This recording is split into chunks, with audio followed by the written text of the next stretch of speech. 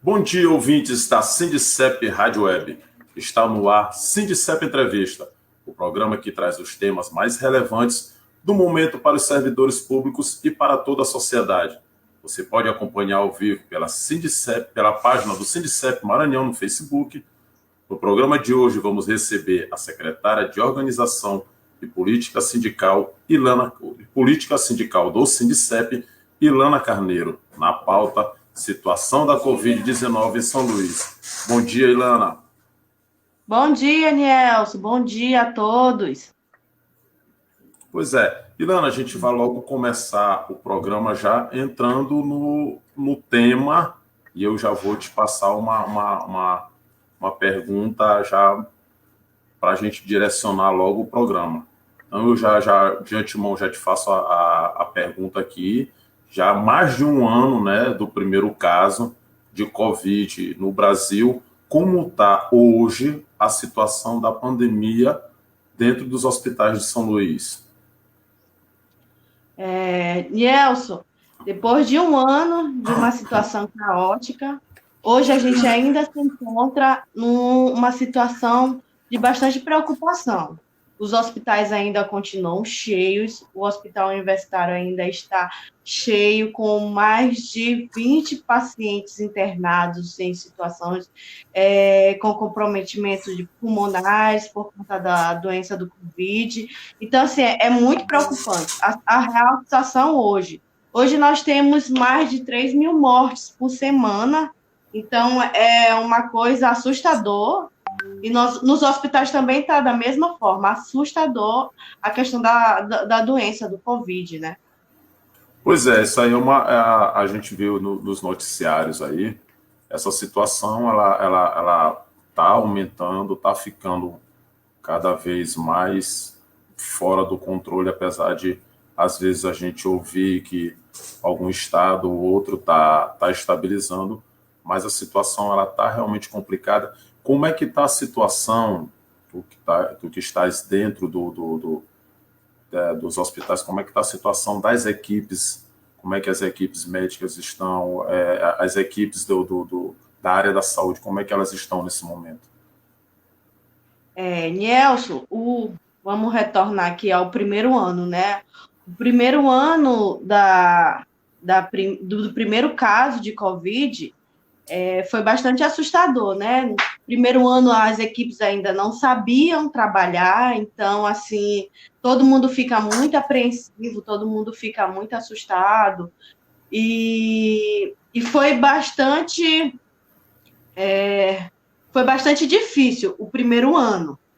Esse ano ainda continua difícil, mas as equipes elas estão um pouco mais preparadas por ter já passado por uma série de dificuldades. Hoje, algumas equipes já se encontram preparadas para estar atendendo esses pacientes com Covid, mas ainda assim a preocupação de se adoecer, tanto os médicos, como a classe da enfermagem, como os fisioterapeutas. Na verdade, todos os profissionais da saúde, né? Eles estão suscetíveis a adquirir a doença, mesmo tendo muitos sendo imunizados, mas ainda assim há preocupação de se contaminar com a nova cepa já está em São Luís, né? Eu tenho lido algumas reportagens sobre o caso de Covid aqui no Maranhão. O Maranhão ele começa a entrar agora na estabilização, mas ainda é preocupante a situação do Covid no estado. Mas os profissionais hoje, eles conseguem não é trabalhar melhor, é trabalhar mais adequadamente, por conta que o primeiro ano ele deu um susto, as equipes começaram a se fazer os seus treinamentos e começaram a treinar, e aí ter um melhor atendimento dos pacientes com Covid. Mas, com a nova cepa, que os casos são mais perigosos, são mais alarmantes, ainda assim existe uma preocupação muito grande.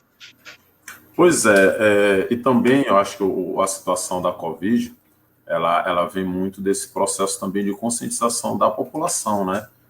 A necessidade do distanciamento social, então isso influencia e muito nos números alarmantes aí da doença, não é isso? Sim, sim, é uma série de consequências, né? Uma falta de política, falta de conscientização, falta de meios para estar informando a população, porque as pessoas hoje elas têm que sair para trabalhar, elas têm que se dirigir a diversos locais, a supermercado, a farmácia, não sabe, muito embora, a utilização da máscara, coloca a máscara no pescoço, coloca a máscara no queixo, e isso dificulta, né? Isso e é tudo que o Covid quer, né? É que se prolifere. E aí as pessoas não tendo esse conhecimento sobre uma boa higienização das mãos, a utilização de máscara, políticas de higienização melhores. E isso faz com que o Estado ele fique numa calamidade, né? Muita gente adoecendo, muita gente morrendo. É preciso que a população se conscientize de utilizar as máscaras, de chegar em casa, tomar seu banho, não se sentar, não se acomodar em qualquer lugar quando vier da rua, lavar bem as mãos, usar o álcool gel. Enfim, são medidas de higiene que isso acaba ajudando muito a não proliferação do vírus. Se as pessoas tivessem essa conscientização, talvez não, a incidência seria muito menor. E a questão de aglomeração, né? Muita gente ainda continua fazendo festa, muita gente ainda continua se reunindo, e isso faz com que o vírus se dissemine mais. Pois é, e a situação da Covid, ela vem de antes, né, do processo de contaminação. Depois da contaminação vem um processo ali que é o que gira em torno do ambiente hospitalar, que é o de tratamento da doença. E em muitos casos ainda tem o pós, que é a situação da reabilitação, porque tem muitos pacientes que estão necessitando hoje dessa situação de se tratar das sequelas deixadas pela Covid. E aí eu queria que tu falasse um pouco mais sobre isso e fosse um pouco mais incisiva nessa situação de que muitos casos eles evoluem para um tratamento de reabilitação. Isso Nilson, a Covid ela deixa muitas sequelas. As pessoas pensam que a Covid é só questão pulmonar. Não é, tem questão de circulação. Nós tivemos um paciente que ele saiu vivo, ficou muito tempo entubado e conseguiu se recuperar, mas saiu com sequelas, saiu com membros amputados, com as pernas amputadas, com os dedos amputados, porque a Covid, ela também mexe com a questão da circulação, do trombo, e isso faz com que alguns pacientes, eles tenham que estar sendo medicado com heparina, e às vezes não tem muito efeito, às vezes as pessoas têm outras comorbidades, são hipertensas, diabéticas, e aí dificulta o tratamento e acaba tendo sequelas. É triste ver pacientes que teve problemas com a Covid e sair com membros amputados, isso vai ficar pro resto da vida, ele vai ficar com problemas físicos pro resto da vida. Então, assim, as pessoas precisam ter consciência que não é somente questão pulmonares, questões respiratórias, tem outras sequelas, questão do sistema neural, sequelas do sistema vascular. Então, assim, tu ser acometido e sair vivo, poxa, legal, mas tu ser acometido e sair com uma série de sequelas é triste demais, né? Então as pessoas precisam levar a doença mais a sério, precisam se conscientizar, precisam não fazer aglomeração, precisam fazer os hábitos adequados de higiene, utilizar máscara, utilizar álcool gel, porque as sequelas são muito grandes mesmo. Pois é. Pode falar, Léo. Pois é, então ainda tem toda essa situação. E aí acho que o grande desafio é manter essa conscientização para que as pessoas elas mantenham o distanciamento social, para que elas sigam as recomendações que são repassadas pela Organização Mundial da Saúde, né? Apesar de a gente do governo federal ele ainda ter um discurso negacionista com relação à situação, e a vacinação, de uma certa forma, ela também ela tá ajudando. E essa situação que o Brasil passa hoje, ela também nasce de um processo de vacinação tardio, né, da população. A gente poderia ter iniciado já essa situação há mais tempo, não é isso? E isso, a falta de um líder, a falta de uma gerência de um país, causou esse tanto de mortes no país. Se o presidente tivesse feito a compra da vacina muito antes, eu acho que o número de mortes seria reduzido bastante. Esses novos casos, agora que está tendo do novo coronavírus, da nova cepa, estão pegando pessoas com uma faixa etária de pessoas que ainda não foram vacinadas. Por exemplo, diminuiu a taxa de pessoas que já foram imunizadas, de 60 em diante. Esse público, ele teve uma redução bem legal, assim, é quase difícil se encontrar pacientes com coronavírus abaixo de 60 anos, que são um público que já foi vacinado. Agora, os casos são entre 45 a 60 anos, onde tem a maior incidência de Covid, que são um público que ainda não foi imunizado. Então, se a vacina tivesse feita tivesse comprado no período certo, já tivesse iniciado no período certo, talvez a gente não teria esse tanto de pessoas morrendo e hospitalizadas, né? Pois é, ontem saiu aí uma entrevista do ex-assessor de imprensa do governo federal, afirmando que houve incompetência do Ministério da Saúde, né, na aquisição da Pfizer, lá no ano passado ainda, e que foi oferecido a menos de $10 para o Brasil, né, cada dose. Só para fazer um comparativo, Israel comprou por $30, né, cada dose da Pfizer. Então, isso tudo que acontece hoje é reflexo dessa ingerência do governo federal com relação a essa aquisição. Como o governo federal tratou desde sempre, né, a pandemia, e como ele jogou essa pandemia também para uma parte da população. E aí, hoje a gente está no cenário que está, entendeu? Sim, a irresponsabilidade, né, dos governos de não fazer a atuação no tempo correto. Isso é lastimável, né, ver tanta gente morrendo por uma falta de governo, por falta de iniciar porque achava que era uma gripezinha, que era algo que poderia ser resolvido com algumas medicações. E não é, o mundo todo, os países desenvolvidos comprando vacina, e um presidente que ao invés de procurar soluções, não. Ele vem destruindo tudo que a ciência vem construindo. Então, é lastimável, e nós pagamos o preço muito caro mesmo. Aqui no Maranhão foram fechados alguns leitos, né, que eram de responsabilidade do governo federal. E aí, então, assim, em vez de o governo federal ele abrir mais leitos, for reduzir. E eu queria que, em cima dessa situação, tu comentasse como é que está hoje, como é que estão como é que tu, enquanto profissional da área da saúde, sente as equipes? Em que estado estão as equipes médicas hoje? Existe hoje, eu acredito que é o Hospital da Mulher, o Genésio Rego, o Hospital Universitário, o HCI, o Carlos Macieira, são hospitais que recebem pacientes com Covid.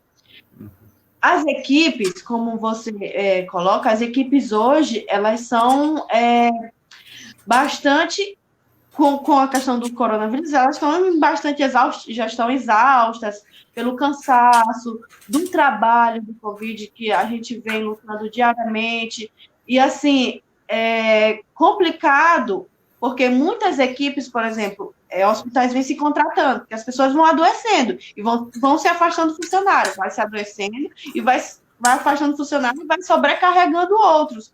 E isso causa problemas seríssimos, profissionais com problemas psicológicos, profissionais doentes fisicamente, profissionais com Covid. Então, isso reduz o número de profissionais na área do trabalho, né?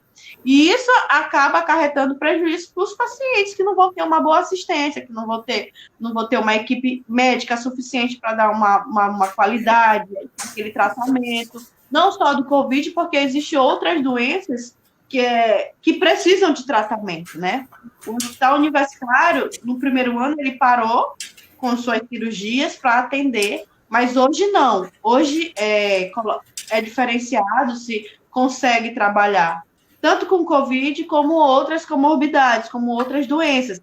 Porque, assim, a fila vai aumentando, que aí a gente vai começar a tratar só de Covid e os outros pacientes vão ficando para trás. E com isso a fila vai aumentando, a demanda vai sendo maior, os profissionais vão se sobrecarregando e vai dificultando cada vez mais o trabalho. O governo do estado, eu acredito que ele tenta da melhor maneira fazer, mas ainda tem um déficit muito grande de questão de leito de UTI, porque leito de UTI não é somente abrir um leito de UTI, ele demanda profissionais capacitados, ele demanda medicação no período certo para fazer sedativos, como hoje as pessoas comentam muito a questão da intubação, a questão de medicação, que precisa para ser realizada em pacientes que precisam ficar intubados, medicação para o tratamento do Covid. Então, assim, não é somente abrir o leito com uma maca e colocar o paciente, é uma série de questões que precisam ser repensadas, que precisam ser colocadas em ação, que não tem como ser feito de uma hora para outra. Precisa de profissionais capacitados, como eu já mencionei, precisa de medicação adequada, precisa toda de uma estrutura para atender melhor aquele paciente. E, assim, nesse caos, acaba que não acontece isso. Muita gente é entubado sem sedativos, muita gente não tem a medicação correta. Enfim, é uma série de problemas que é acarretado por uma falta de governo. Pois é, aí tu traz algumas questões muito preocupantes. Primeiro, a questão tem mão de obra qualificada, tem mão de obra, se a gente tem essa mão de obra toda disponível, essa mão de obra qualificada disponível para suprir essa necessidade, esse é um ponto. Outra questão das medicações, pacientes sendo entubados sem sedativo. É preocupante essas duas situações. Ter o profissional com formação adequada para estar lá, se a gente tem esse profissional hoje disponível no mercado, e como é que está essa situação desses medicamentos, porque é uma situação complicada essa daí. Sim. A questão primeiro do profissional. Existe profissionais, tem uma série de técnicos e enfermeiros que estão no campo de trabalho. Agora, a qualificação para estar fazendo um trabalho eficiente, não existe hoje essa quantidade de profissionais. Os profissionais que estão indo a campo são profissionais que não estão capacitados para estarem trabalhando numa UTI, para estarem auxiliando um anestesista, um médico, um enfermeiro capacitado para estar fazendo essa intubação, porque isso demanda um tempo, demanda um tempo para estar se preparando.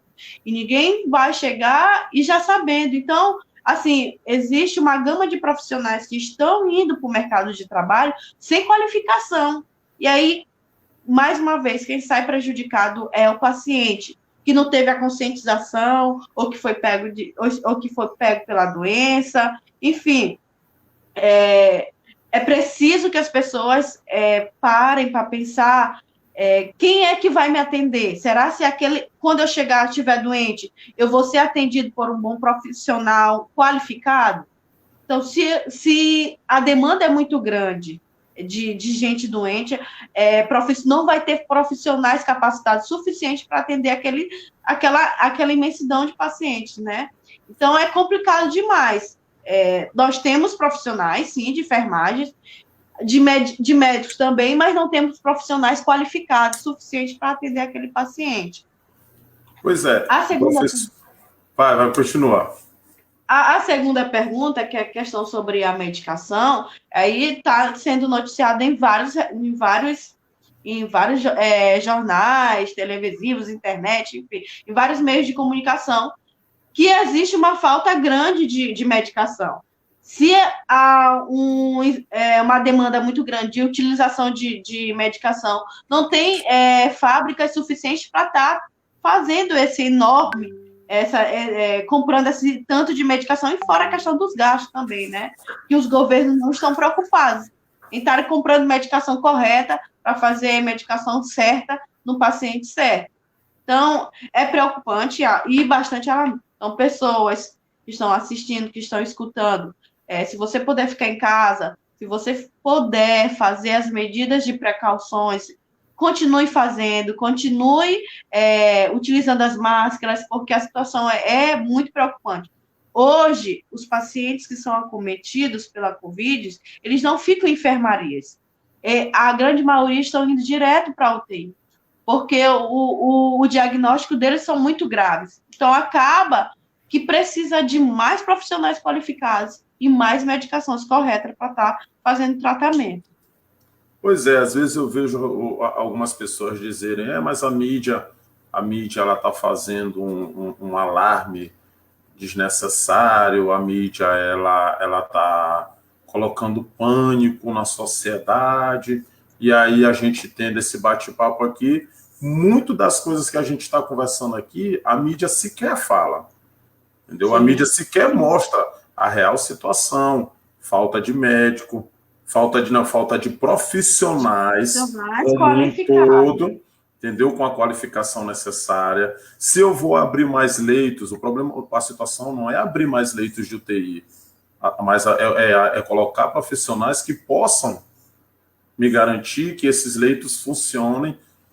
Mas a grande mídia, de uma certa forma, ela ainda não chegou nesse debate mais profundo. Então,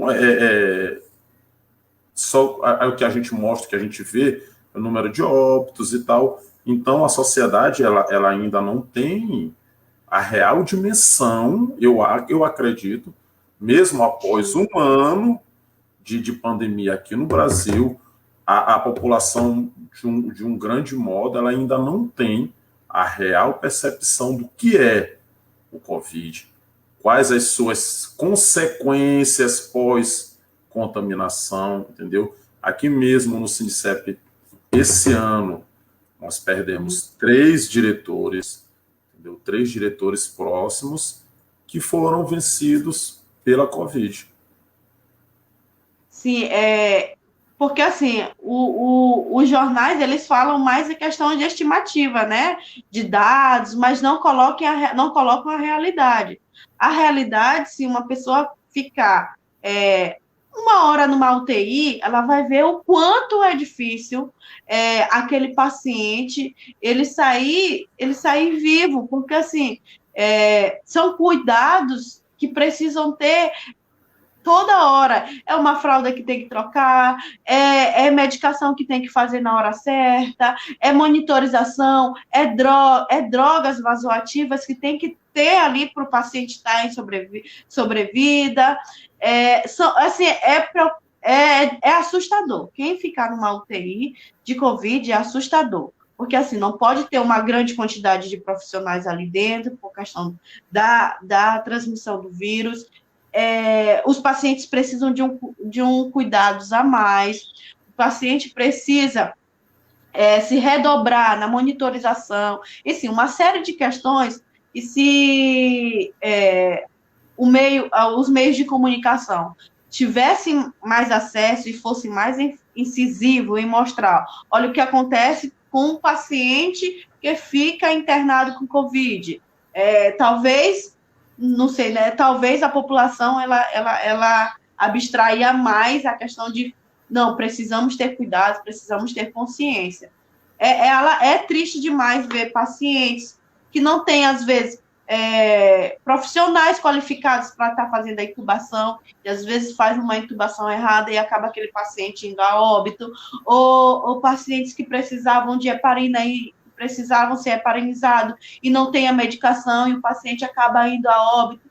Então, assim, são N questões que as pessoas não têm noção, não têm discernimento e não têm visualização e acabam banalizando a questão de distanciamento, banalizando a questão da máscara, uma série de coisas.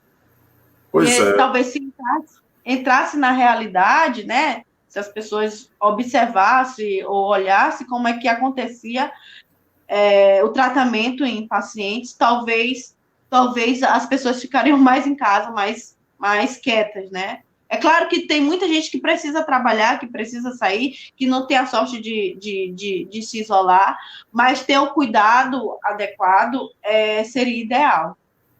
Pois é, porque a questão aí da Covid, ela mexe, né, com a questão da política da saúde pública, né, mas ela também mexe com essa questão social e o que se tenta fazer, o que está se buscando ainda, é fazer o casamento dessas duas situações, né, é cuidar do lado da saúde, cuidando também do lado econômico, e aí a Covid trouxe que a gente ainda não conseguiu fazer, né, o casamento dessas duas coisas, mas aí eu acho que muito mais também pela falta de cuidado, pelo relaxamento com as medidas sanitárias, acho que vai muito mais para isso.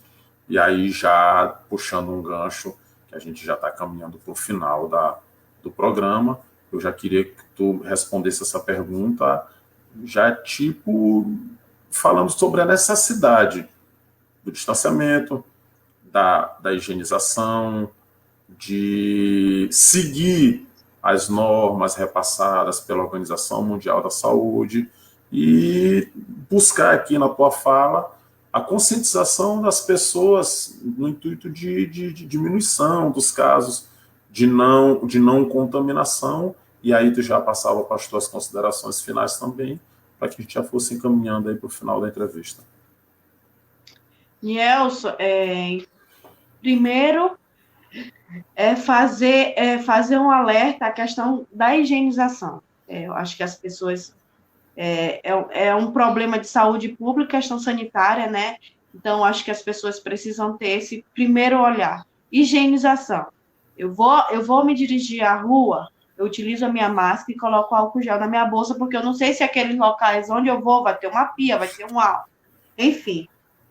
Então, primeira coisa, utilizando bem a máscara, não pegando na máscara, não tirando do rosto, indo a lugares, aos bancos, aos supermercados, evitando estar em locais aglomerados, se distanciando em filas, que eu percebo também muita gente, às vezes até o local tem que ter as marcações certinhas, as pessoas fazerem o distanciamento, mas elas não realizam.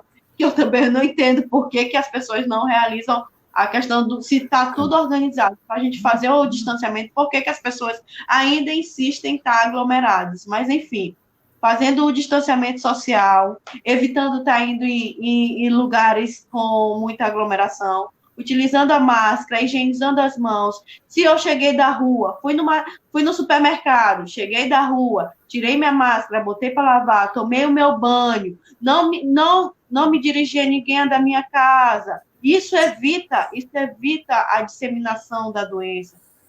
Se a máscara estiver contaminada e eu coloquei no lugar exato e tomei um banho, higienizei minha mão, e vai evitar demais a propagação do vírus. Outra questão, o álcool gel, né? Eu entrei no lugar, utilizei o álcool gel. Nos transportes públicos também, que eu vejo ainda muita gente aglomerada, indo para nos horários de pico, indo para serviço, tentar ao máximo, se o ônibus está lotado, se eu puder pegar um outro ônibus e evitar aquele local aglomerado, pô, legal. Evitar estar saindo finais de semana, em reuniões familiares, festas, enfim, isso diminui a incidência de propagação do vírus. Fazer se eu estou no período certo de fazer a imunização, realizar a vacina, e eu for fazer, legal, faça a sua imunização, você já evita mais uma barreira de evitar a contaminação e propagar para outras pessoas. que mais? A questão foi o álcool gel, distanciamento, utilização de máscara, higienização das mãos, higienização dentro de casa. Eu acredito que essas pequenas atitudes acabam tendo um sucesso mais lá na frente, né? A gente diminui a incidência de coronavírus, a gente diminui a mortalidade.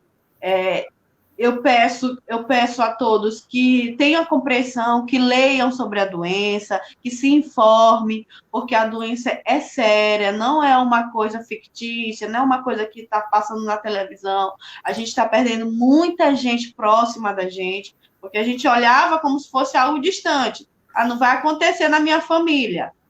E hoje não, hoje a gente vê o caso aqui do sindicato, pessoas muito próximas da gente morrendo, que teve casos graves, como o Walter César, que foi uma perda muito grande para o sindicato, e assim, fora outras pessoas familiares que nós estamos perdendo.